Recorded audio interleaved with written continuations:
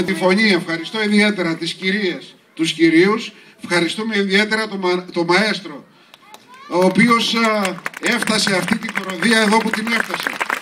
Θέλω να πω ότι η χοροδία της Αντίκυρας, το μουσικό εργαστήρι, δεν είναι εκπετάσματος μόνο του Δήμου μας.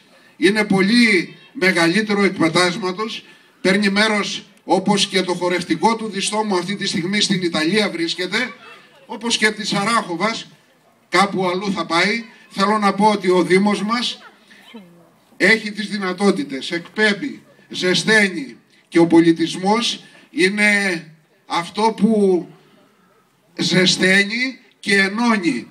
Αυτό που είπατε σήμερα, το μουσικό εργαστήρι της Αντίκυρας, δεν είναι της Αντίκυρας μόνο. Είναι του Διστόμου, είναι της Δεσφήνας, έχουμε και Αραχοβίτισσα εδώ. Άρα λοιπόν πρώτη δίνετε το παράδειγμα.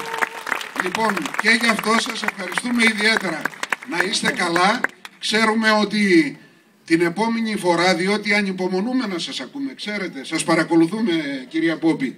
Λοιπόν, την επόμενη φορά θα σας ακούσουμε στην προβλήτα της Αντίκυρας. Και όχι μόνο. Λοιπόν, από τώρα είμαστε όλοι προσκαλεσμένοι. Θέλω για άλλη μια φορά να ευχαριστήσω, εμφατικά το λέω, για αυτό που μας προσφέρατε, όπως επίσης και για την παρουσία όλων. Να είστε καλά και σας ευχαριστούμε.